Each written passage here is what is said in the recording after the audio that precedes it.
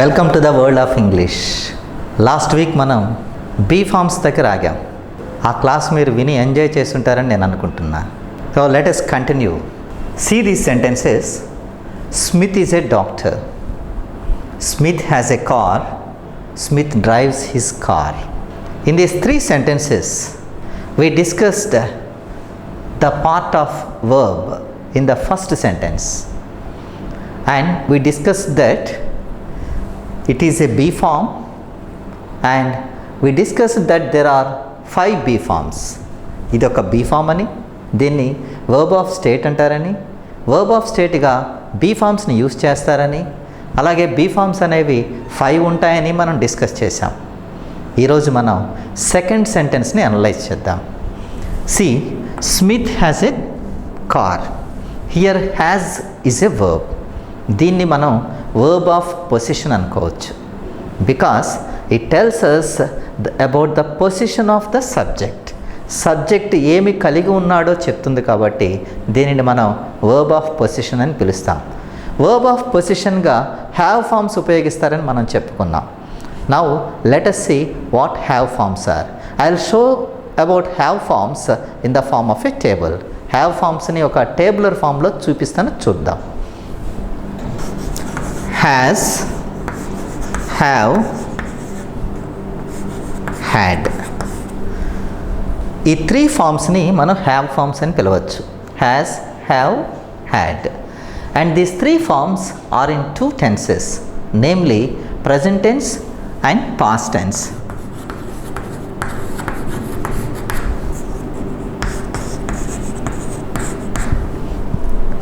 These 2 are in present tense and this is past tense. And again this has in present tense is used with he, she and it, and have is with I, we, you and they. Past టెన్స్లో had అన్నదాన్ని సబ్జెక్టులు అన్నిటికీ కలిపి use చేస్తాం. Whatever the subject is, whichever the person is, whichever the number is, we use had in the past tense. With all subjects had is used in past tense. We can have it as a table like this, and this is subject. This is have form and this is tense.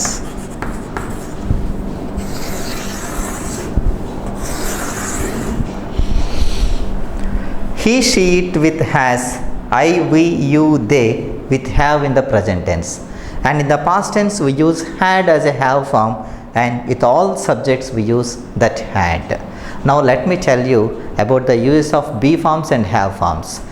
If you are able to use be forms and have forms correctly, you can speak about anything. You can speak in English for 5 minutes or for 10 minutes etc. ఇవి మనకి ఇంగ్లీష్లో మాట్లాడటానికి చాలా ఉపయోగపడతాయి. అలాగే ఇంగ్లీష్లో రాయటానికైనా లేదా ఏదైనా ఒక పోటీ పరీక్షలో ఇంగ్లీష్ని ఆన్సర్ చేయడానికైనా ఇవి చాలా ముఖ్యమైన అంశాలు. So if you are supposed to describe a thing, if you want to say about a fan, we can simply use these be forms and have forms. ఏదైనా కానీ సబ్జెక్టు ఏంటో, సబ్జెక్ట్ ఎవరై ఉన్నారో, సబ్జెక్ట్ యొక్క పొజిషన్ ఏంటో చెప్పదలుచుకుంటే మనం use చేయాల్సింది be form. Subject దగ్గర ఏముందో చెప్పదలుచుకుంటే మనం హ్యావ్ ఫామ్ని ఉపయోగిస్తాం. So if you want to say about a fan, we can just say like this. So it's a fan, it has 3 wings. If you want to say about a pen, you can just say like this. This is a pen. There you are using be form, and this has a small cap. This pen has a small cap. It is a pen. It has a small cap. Like that you can say simple sentences using be forms and have forms. Now if you see the third sentence, that is Smith drives his car. Here we have a verb drives. Drives. We call this action verb because it is speaking about a particular action which is done by the subject. Smith చేస్తున్నటువంటి ఒక పని గురించి చెప్తుంది కాబట్టి దీనిని మనం action verb అంటాం. ఈ యాక్షన్ వర్బ్స్ని గురించి మనకి పూర్తి అవగాహన ఉండటం చాలా అవసరం. Because if you analyze these action verbs, an action verb can have different forms. We call them conjugations of verbs. If you take the verb go, go is the root form of the verb, and it has different other forms like went, gone, going. Go, went, gone, going. Of course, if you add ing form to the main verb, it is going. So like that, it is taking, coming, writing, etc. But you need to know about these three forms: V1 form, V2 form, and V3 form. And we have to call them present tense of the verb, past tense of the verb, and the past participle form of the verb. V1 is present form of the verb, V2 is past form of the verb, and V3 is the past participle form of the verb. If you add ing form to the verb, we call it present participle. And these conjugations of verbs are very important to have good communication in English. This is about these three sentences. Smith is a doctor, where we used a be form, and the second sentence, Smith has a car, here we have used a have form, and the third sentence, Smith drives his car, here we have used a action verb. మీరు action వర్బ్స్కి సంబంధించిన కాంజుగేషన్స్ని ఎన్ని వీలైతే అన్ని నేర్చుకోవటం చాలా ముఖ్యం. మీరు ఏ standard బుక్ని తీసుకున్నా మనకి వర్బ్ ఫామ్స్ దొరుకుతాయి. వాటి అర్థాలతో పాటు వాటి యొక్క ఇతర రూపాలను కానీ మీరు నేర్చుకున్నట్లయితే మనం ముందు మనం చెప్పుకునే క్లాసెస్కి అవి చాలా ఉపయోగపడతాయి.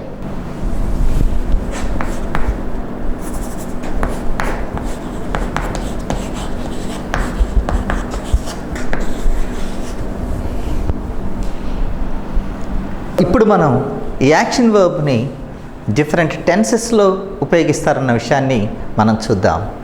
సో మనం ఏదైనా ఒక పని గురించి మాట్లాడేటప్పుడు ఆ పని జరిగిన కాలాన్ని బట్టి తెలుగులో వివిధ కాలాల్లో ఉపయోగిస్తాం. భూతకాలం, వర్తమాన కాలం, భవిష్యత్ కాలం, ఇలా ఇంగ్లీష్లో కూడా మనకి 3 టెన్సెస్ ఉన్నాయి. They are present tense, past tense and future tense.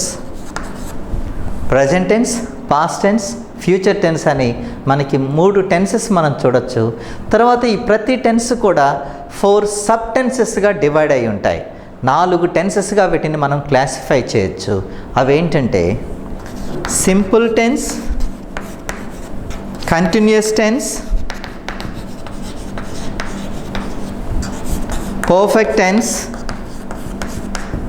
and perfect continuous tense.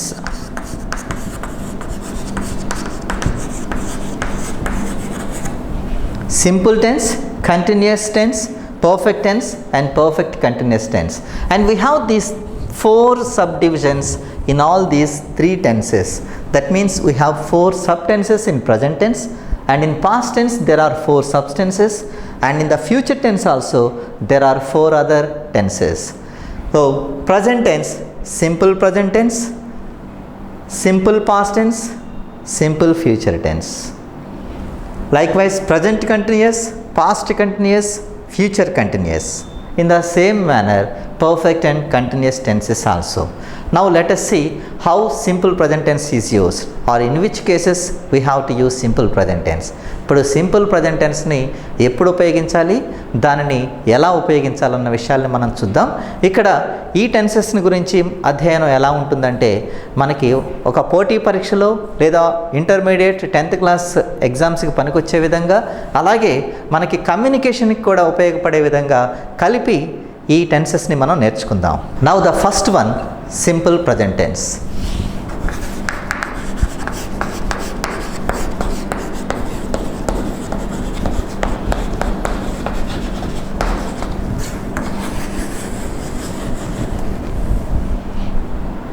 Let us first see what are the main points which we have to know about simple present tense. Whatever the tense is, we have to know about 2 points mainly. The main 2 points which we have to know are, when should we use a particular tense? That is the first point. And the second point is, how is the verb used in a particular tense? if you are speaking about simple present tense, the first thing we have to know is when should we use simple present tense. When do we use simple present tense? And the second point is, how is the verb used in simple present tense? These are the 2 points which we have to know. So if you are able to answer 2 questions about every tense, you are able to speak about tenses. You are able to communicate well using the verbs in a correct tense. Those 2 points or 2 questions are, when do we use a particular tense, and the other one is, how is the verb used in that particular tense. Now let us see when we have to use simple present tense. Simple present tense ni eppudu upayoginchalo chuddam. We have to use simple present tense to express the action which happens every day, daily, usually, regularly, generally, frequently, etc. That means to express habitual actions, we use simple present tense. It is used to express habitual actions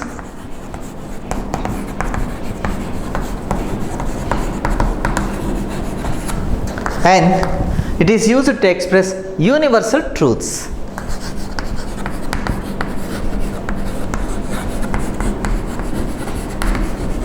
Simply we can say that simple present tense is used to express habitual actions and universal truths. Now let us see what are habitual actions. Habitual actions are the actions which happen every day, daily, always, generally, usually, regularly, frequently, naturally, commonly, etc. ఏదైనా ఒక పని ఎల్లప్పుడూ జరుగుతుంటాయి, లేదా ప్రతిరోజు జరుగుతుంటాయి, తరచుగా జరుగుతుంటాయి, వెంటనే జరిగే పని, సహజంగా జరిగే పనిని మనం హ్యాబిచువల్ యాక్షన్ అని పిలవచ్చు. అది వారానికి ఒకసారి జరగవచ్చు, లేదా నెలకు ఒకసారి కావచ్చు, లేదా సంవత్సరానికి ఒకసారి కావచ్చు, లేదా ప్రతిరోజు కావచ్చు. ఇలా ఎల్లప్పుడూ జరిగే పనుల్ని తెలియచేయడానికి మనం యూజ్ చేయాల్సింది సింపుల్ ప్రజెంట్ టెన్స్. అలాగే సెకండ్ వన్, యూనివర్సల్ ట్రూత్స్. నిత్య సత్యాలని కూడా సింపుల్ ప్రజెంట్ టెన్స్లో వ్యక్తపరుస్తాం. So now we have known when we have to use simple present tense. So that is, to express universal truths and habitual actions, we use simple present tense.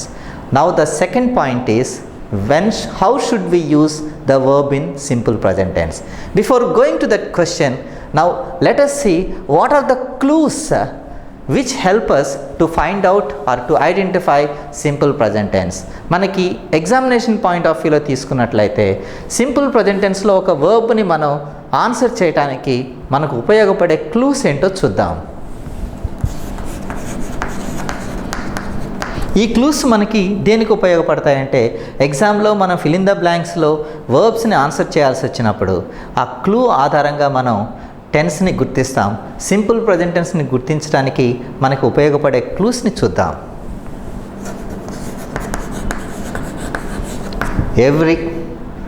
Every day అని కానీ, every week కానీ, every Sunday, every Monday, every month, every year ఇలాంటి పదాలు ఉన్నట్లయితే simple present టెన్స్ని use చేయాలి. అలాగే daily, regularly, always, often, naturally,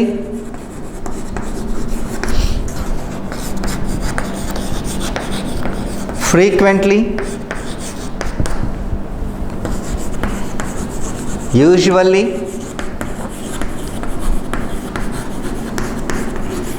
generally, once in a week,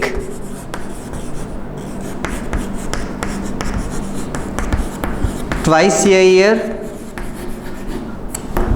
ఇలాంటివి ఉన్నట్లయితే మనం సింపుల్ ప్రజెంట్ టెన్స్ని యూజ్ చేయాలి. చూద్దాం. Every, daily, regularly, always, often, naturally, frequently, usually, generally, once a week, twice a year, thrice a month ఇలాంటి పదాలన్నీ కూడా మనం simple present టెన్స్ను ఉపయోగించడానికి మనకు ఉపయోగపడతాయి. If you find a sentence with every day, in that sentence we have to use simple present tense. ఏదైనా ఒక సెంటెన్స్లో మనం ఎవ్రీడే అన్న పదాలని చూచామంటే ఆ సెంటెన్స్లో ఉన్న వర్బ్ని మనం సింపుల్ ప్రజెంట్ టెన్స్లో వ్యక్తపరచాల్సి ఉంటుంది. So this is about the clues in simple present tense. So ఇక్కడితోటి మనకి ఫస్ట్ పాయింట్కి సంబంధించిన విషయాలు అర్థమయ్యాయి. సింపుల్ ప్రజెంట్ టెన్స్ని ఎప్పుడు ఉపయోగించాలి అంటే, వీటిని మర్చిపోయినా ఈ విషయాలను మనం గుర్తుపెట్టుకుంటే పరీక్షల దృష్ట్యా మనం సింపుల్ ప్రజెంట్ టెన్స్ని కరెక్ట్గా ఆన్సర్ చేయొచ్చు. Now let us move on to the second point. How do we use simple present tense or how is the verb used in simple present tense. Simple present టెన్స్లో వర్బ్ని ఎలా use చేయాలన్న విషయాన్ని ఇప్పుడు మనం నేర్చుకుందాం. సింపుల్ ప్రజెంట్ టెన్స్లో వర్బ్ని ఎలా ఉపయోగించాలి అన్నది నేర్చుకోవడానికి మనం ఒక సెంటెన్స్కి సంబంధించిన ఒక స్ట్రక్చర్ని రాసుకుందాం. సెంటెన్స్లో బేసిక్గా సబ్జెక్ట్, వర్బ్, ఆబ్జెక్ట్ అన్న పదాలు మనకు కనిపిస్తాయి. మనం డిస్కస్ చేస్తున్నది వర్బ్కి సంబంధించిన విషయం.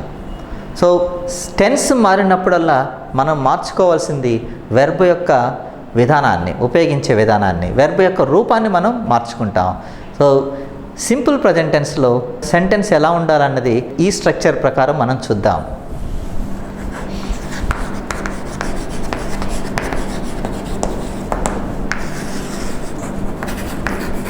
Subject plus verb. ఈ వర్బ్ని మనం ఇక్కడ V1 అని ఉపయోగించుదాం. That means first form of the verb, that is the original form of the verb, root form of the verb, that is the present form of the verb. V1 plus object, subject plus V1 plus object. దీనిని మనం positive statement అని పిలవచ్చు. ఇలా positive స్టేట్మెంట్ని express చేయడానికి subject V1 plus object. దీనిలోనే మనకి ఇంకొక స్ట్రక్చర్ కూడా మనం చూడవచ్చు. Subject plus V plus S plus object. Subject plus వర్బ్కి ఎస్ని కానీ ఈఎస్ని కానీ కలపటం. ఫర్ ఎగ్జాంపుల్ టేక్ అన్న వర్బ్ ఉంటే దీని ప్రకారం అయితే అది టేక్స్ అవుతుంది, గో అయితే గోస్ అవుతుంది, కమ్స్ అన్న విధంగా ఉపయోగించాలి, లైక్ అయితే లైక్స్ అని ఉపయోగించాలి, రైట్ అయితే rights.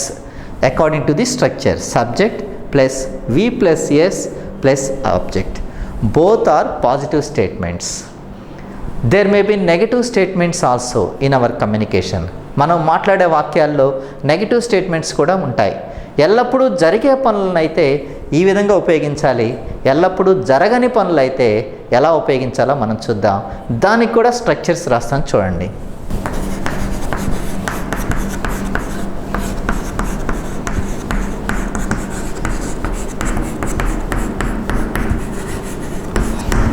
See the structure.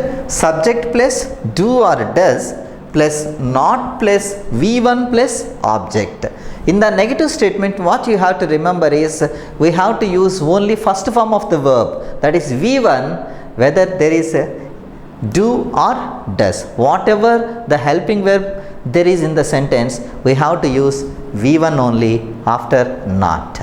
Not tarvata do తర్వాతైనా డస్ తర్వాతైనా V1 ఫామ్నే ఉపయోగించాలి. ఇక్కడ V ప్లస్ ఎస్ కానీ ఇంకా ఏ ఇతరమైనటువంటి ఫామ్స్ని కూడా ఉపయోగించకూడదు. చూడండి, V1 ఎప్పుడు ఉపయోగించాలి, V ప్లస్ ఎస్ ఎప్పుడు ఉపయోగించాలి, లేదా డూ ఎప్పుడు యూజ్ చేయాలి, డస్ ఎప్పుడు యూజ్ చేయాలి అనేది చూద్దాం. It depends upon the subject. If the subject is I or we or you or they, in the positive statement we use V1, in the negative statement we use do. If the subject is he or she or it, you see, if you remember, this I and this we, these two are in first person and you is second person, and he, she, it, these three pronouns are third person singular and they is third person plural. That means for first person, second person and third person plural, we use V1 in the positive statement and do in the negative statement. If the subject is in third person singular, we have to use V plus S in the positive statement and does in the negative statement.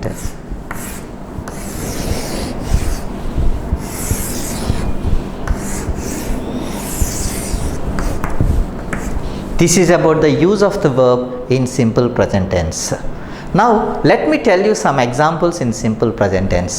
Let us take the subject they. If you take the subject they, and if you want to speak about the verb eat, and the object may be vegetables or chicken. If you want to say that they eat chicken every day, we can say the sentence like this. As per the structure, it is they, V1 of eat is eat, and the object is chicken. They eat chicken every day. If it is every Sunday, the same sentence is used. They eat chicken every Sunday. If you want to speak about a boy, if you want to say the boy takes milk every morning, ఆ అబ్బాయి ప్రతిరోజు పాలు తాగుతాడని మీరు చెప్పదలుచుకుంటే అది మనకి simple present tense అని అర్థమైపోవాలి. ఎందుకంటే ప్రతిరోజు జరిగే పని కాబట్టి సింపుల్ ప్రజెంట్ టెన్స్లో ఆ అబ్బాయి ద బాయ్ అని చెప్తున్నాం కాబట్టి ద బాయ్ అంటే థర్డ్ పర్సన్ సింగులర్ కాబట్టి హీ ప్రకారం పాజిటివ్ స్టేట్మెంట్లో వర్బ్ని ఎస్ని యాడ్ చేయాలి. మనం ఎస్ యాడ్ చేస్తే టేక్స్ అని ఉపయోగించాలి. The boy takes milk every morning. If you want to speak about the girl who doesn't like sweets, ఎవరైనా ఒక అమ్మాయికి స్వీట్స్ ఇష్టం లేదని చెప్పాలనుకోండి. ఇష్టం లేదనంటే అది ఎల్లప్పుడూ జరిగేదే కాబట్టి దాన్ని ఎలా చెప్తాం? దానికి కూడా సింపుల్ ప్రజెంట్ టెన్స్ని యూజ్ చేస్తాం. సో ఇష్టం లేదు అంటే అది నెగిటివ్ సెంటెన్స్. నెగిటివ్ సెంటెన్స్ అన్నప్పుడు you have to follow the structure. Subject plus do or does plus not plus V1 plus object. Do or does not plus verb 1 plus object. Here we are supposed to use the subject she. We want to use the subject she. షీని సబ్జెక్ట్గా use చేయదలుచుకున్నాం కాబట్టి చూడండి ఇక్కడ she. She అన్నది సబ్జెక్ట్గా తీసుకున్నప్పుడు negative సెంటెన్స్లో మనం డస్ను ఉపయోగించినట్లయితే ఈ స్ట్రక్చర్ని ఫాలో అయితే she does not like sweets. She does not like sweets. So సూర్యుడు పశ్చిమాన ఉదయించడు. The sun does not rise in the west. అలాగే చంద్రుడు రాత్రి వేళ ప్రకాశించడు. The moon does not shine in the night. ఇలా చెయ్యని పనులని, ఎల్లప్పుడూ మనం చేయని పనులని, ప్రతిరోజు చెయ్యని పనులని మనం నెగిటివ్ సెంటెన్స్లో ఇలా ఈ స్ట్రక్చర్ ప్రకారం ఉపయోగించుకోవాలి. మీరు చాలా సెంటెన్సెస్ని ఇలా ప్రాక్టీస్ చేసినట్లయితే మీకు కూడా సింపుల్ ప్రజెంట్ టెన్స్ని ఉపయోగించటం చాలా సులువుగా వస్తుంది. అలాగే ప్రతిరోజు కమ్యూనికేషన్లో సింపుల్ ప్రజెంట్ టెన్స్కి సంబంధించిన వాక్యాలని చాలా స్పష్టంగా, చాలా కాన్ఫిడెంట్గా మీరు మాట్లాడే అవకాశం ఉంటుంది. So let me remind you about this simple present tense once again. If you take the first point, that is, when do we use simple present tense, we can have the answer. It is used to express habitual actions and universal truths. And the clues we have, like every, daily, regularly, usually, generally, frequently, naturally, always, commonly, once in a month, twice in a year, etc. And the structure is, that is the answer for the second question. Structure is subject plus V1 plus object, subject plus verb plus S plus object. These two structures are for positive statements, and this is for negative statement, that is do, does, not plus V1 plus object. Here we have questions also. ఎల్లప్పుడూ జరిగే పనులకు సంబంధించిన ప్రశ్నలు అడగాలంటే ఎలా? ప్రతిరోజు మీరు పాలు తాగుతారా అని మీరు ఎవరినైనా అడగాలనుకున్నారు. ఎలా అడుగుతారు? ఒక్కసారి ప్రయత్నించండి. అలాగే మీ అబ్బాయి హోంవర్క్ బాగా చేస్తాడా అని అడగదలుచుకున్నారు. ఎలా అడుగుతారు? అలాగే కొత్తగా స్కూల్లో జాయిన్ అవ్వడానికి వచ్చిన స్టూడెంట్ని ప్రిన్సిపల్ అడగాలి, ఏం బాబు నువ్వు ప్రతిరోజు స్కూల్కి వస్తావా? ఎలా అడుగుతాం? అలాగే ఉదయాన్నే మీరు ఎక్కడికి వెళ్తారు? మీరు వెజిటేబుల్స్ని ఎక్కడ కొంటారు? మీరు ప్రతి వారం నాన్ వెజిటేరియన్ తింటారా? ఇలాంటివన్నీ కూడా సర్వసాధారణంగా మనం అడిగే ప్రశ్నలు. ఇవన్నీ కూడా ఎల్లప్పుడూ జరిగే పనులకు సంబంధించిన ప్రశ్నలు. వీటిని ఎలా అడగాలో దాన్ని కూడా మనం స్ట్రక్చర్ రూపంలో చూద్దాం. చూడండి, వీటిని మనం క్వశ్చన్స్ అనుకోవచ్చు. ఈ క్వశ్చన్స్ని మనం ఎలా అడగాలో చూద్దాం. క్వశ్చన్స్ని మనం సబ్జెక్ట్ కంటే ముందు హెల్పింగ్ వెర్బ్ను ఉపయోగించడం ద్వారా క్వశ్చన్ అడగాల్సి ఉంటుంది. ఈ సెంటెన్స్లో మనం తీసుకుంటే డూ, డస్ అన్న వాటిని సహాయక క్రియలుగా మనం ఉపయోగిస్తున్నాం. ఇందాకటి స్టేట్మెంట్లో అయితే నెగటివ్ స్టేట్మెంట్లో సబ్జెక్ట్ తర్వాత ఉపయోగించాం, అదే క్వశ్చన్లో అయితే సబ్జెక్ట్ కంటే ముందు ఉపయోగిస్తాం. That is the difference between A statement and A question. Let me tell you once again. In the statement helping verb is used after the subject and in a question the same helping verb is used before the subject. ఇలా simple present టెన్స్లో do లేదా డస్ని మనం helping వెర్బ్గా తీసుకుంటున్నాం కాబట్టి దీంతో క్వశ్చన్ని begin చేయాలి. ఆ తర్వాత సబ్జెక్ట్ని యూజ్ చేయాలి. ఆ తర్వాత వర్బ్ 1ని యూజ్ చేయాలి. Next object and question mark. Now let us try. If you want to ask you, ఎదుటి వాళ్ళని మనం ప్రశ్నించాలనుకున్నాం అనుకోండి, యూ అన్నది సబ్జెక్ట్కి డూ యూజ్ చేస్తామని మనకి తెలుసు. చూద్దాం. డూ యూ, మీరు క్రికెట్ ఆడతారా అని అడగాలి. అది సహజంగా ప్రతిరోజు జరిగే విషయానికి సంబంధించింది కాబట్టి V1 ఉపయోగిస్తాం. Do you play cricket every evening? Do you play cricket every evening? మీరు టీ తీసుకుంటారా అని అడగాలి. మీకు టీ తీసుకునే అలవాటు ఉందా అని అడగదలుచుకున్నారనుకోండి, దాన్ని మనం డూ యూ టేక్ టీ. మీరు నాన్ వెజిటేరియన్ తింటారా అని అడగాలనుకోండి, do you eat non vegetarian food? మీరు ప్రతి వారం సినిమాకి వెళ్తారా అని అడగాలనుకోండి, do you go to movies every week? అలాగే మీరు ప్రతి సంవత్సరం తిరుమల దర్శిస్తారా అని అడగాలనుకోండి, do you visit Tirumala every year? ఇలా ఎల్లప్పుడూ జరిగే పనులకు సంబంధించిన క్వశ్చన్స్ని డూ లేదా డస్ తోటి బిగించేసి సబ్జెక్ట్ను ఉపయోగించి ఆ తర్వాత వర్బ్ 1 ఉపయోగించడం ద్వారా మనం క్వశ్చన్ వేయాల్సి ఉంటుంది.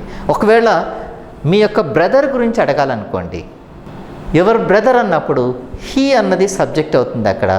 కాబట్టి థర్డ్ పర్సన్ సింగులర్ కాబట్టి ఎలా అడుగుతామంటే, does your brother go to school regularly? మీ బ్రదర్ స్కూల్కి రెగ్యులర్గా వెళ్తాడా? Does your brother go to school regularly? ఆమె బాగా పాడుతుందా? Does she sing very well? Does she sing very well? ఇలాగ మనం డూ డస్ను ఉపయోగించి క్వశ్చన్స్ని అడుగుతాం. అలాగే WH క్వశ్చన్స్ కొన్ని ఉంటాయి, ఇన్ఫర్మేషన్ ఇవ్వాల్సిన క్వశ్చన్స్. ఇక్కడ చూడండి, డూ డస్ తోటి క్వశ్చన్ ఉపయోగించినప్పుడు we can say the answer using just a single word. ఒక్క వర్డ్ని ఉపయోగించడం ద్వారా ఆన్సర్ చెప్పొచ్చు, ఎస్ అని కానీ నో అని కానీ. If I ask you the question, does your brother go to school regularly? If you want to say in a positive, you can just say yes, yes he does. If you want to say, or if you want to answer my question in a negative way, you can say no, he doesn't. Yes, no. So we call such questions yes or no questions. Yes అని కానీ no అని కానీ answer చెప్పదగిన questions అవి. అలా కాకుండా వేరే information ఇవ్వవలసిన క్వశ్చన్స్ని WH క్వశ్చన్స్ అంటాం. కాబట్టి వాటిని WH వర్డ్స్ తోటి బిగించేస్తాం. వాటిని మనం క్వశ్చన్ వర్డ్స్ అంటాం. For example what, why, where, which, when, how, what time, how many, ఇలాంటి వాటిని మనం WH క్వశ్చన్స్ అనొచ్చు. ఎన్ని అని అడగాలనుకోండి, హౌ మెనీ అని అడుగుతారు. ఎన్ని గంటలకి, వాట్ టైం, ఎంత దూరం, హౌ ఫార్, ఎంతసేపు, హౌ లాంగ్. అలాగే ఎక్కడ, వేర్, ఎందుకు, వై, ఎప్పుడు, వెన్, ఎలా, హౌ. ఇలా ఈ క్వశ్చన్ వర్డ్స్ని ఉపయోగించి మనం క్వశ్చన్స్ని కూడా సింపుల్ ప్రజెంట్ టెన్స్లో అడగచ్చు. చూద్దాం. వై తోటి బిగించేద్దాం. Why, why do you take coffee? దీని అర్థం ఏంటి ఆలోచించండి. Why do you take coffee? Do you take అని ఉపయోగించడం ద్వారా మనకి ఏమైనా అర్థం అవుతుందంటే ఇది ఎల్లప్పుడూ జరిగే పనిని అర్థం అవుతుంది. ప్రతిరోజు అలవాటుగా జరిగే పనిని మనం గ్రహించాలి. Do you take coffee? మీరు కాఫీ ఎందుకు తీసుకుంటారు? ఇక్కడ ఎస్ అని కానీ నో అని కానీ ఆన్సర్ చెప్తే తప్పు అవుతుంది. దీనికి ఒక రీజన్ చెప్పాల్సి ఉంటుంది. అలాగే where do they play cricket?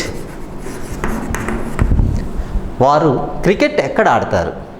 చూడండి, వేర్ని తీసేస్తే ఉన్న క్వశ్చన్కి మనం ఎస్ అని లేదా నో అని ఆన్సర్ చెప్పచ్చు. Do they play cricket? వాళ్ళు క్రికెట్ ఆడతారా? ఆడితే ఎస్ అని చెప్తాం, లేదా నో అని చెప్తాం. అదే ఇక్కడ క్వశ్చన్ చూడండి, where do they play cricket? వాళ్ళు క్రికెట్ ఎక్కడ ఆడతారు? మీరు వెజిటబుల్స్ ఎక్కడ కొంటారు అన్న ప్రశ్న సర్వసాధారణంగా మనం వింటూ ఉంటాం. సో దాన్ని ఎలా అడగాలి? Where do you buy vegetables? Where do you buy vegetables? మీ అబ్బాయి ఎందుకు ఏడుస్తాడు? ఎప్పుడు ఏడుస్తుంటాడు అనుకోండి, ఎలా అడుగుతాం? వై? మీ అబ్బాయి అంటే your boy or your son. Does your son cry always? Why does your son cry always? మీ అబ్బాయి ఎల్లప్పుడూ ఎందుకు ఏడుస్తుంటాడు? అలాగే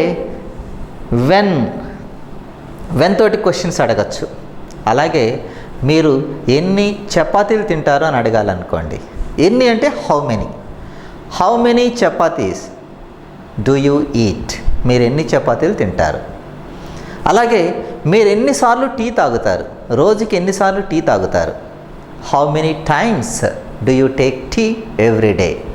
how many times do you take tea every day? ఇలా మనం రోజువారీ ప్రశ్నలన్నిటినీ లేదా ప్రతిరోజు జరిగే సంభాషణలకి సంబంధించిన క్వశ్చన్స్ని ఇప్పుడు మనం చెప్పుకున్న విధంగా అడగాల్సి ఉంటుంది. సో ఇది సింపుల్ ప్రజెంట్ టెన్స్ గురించి. సింపుల్ ప్రజెంట్ టెన్స్లో పాజిటివ్ స్టేట్మెంట్స్ చూసాం, నెగిటివ్ స్టేట్మెంట్స్ చూసాం, అలాగే క్వశ్చన్స్ని ఎలా అడగాలో కూడా చూసాం. క్వశ్చన్స్లో 2 టైప్స్ ఆఫ్ క్వశ్చన్స్ని చూసాం. వాటిలో ఎస్ నో క్వశ్చన్ ఒకటైతే ఇంకొకటేమో WH క్వశ్చన్. ఎస్ నో క్వశ్చన్కి WH క్వశ్చన్కి మధ్య డిఫరెన్స్ మీరు చూశారు. అదేంటంటే సెంటెన్స్ బిగినింగ్లో WH వర్డ్ను ఉపయోగించటమే, క్వశ్చన్ వర్డ్ను ఉపయోగించటమే. This is all about simple present tense.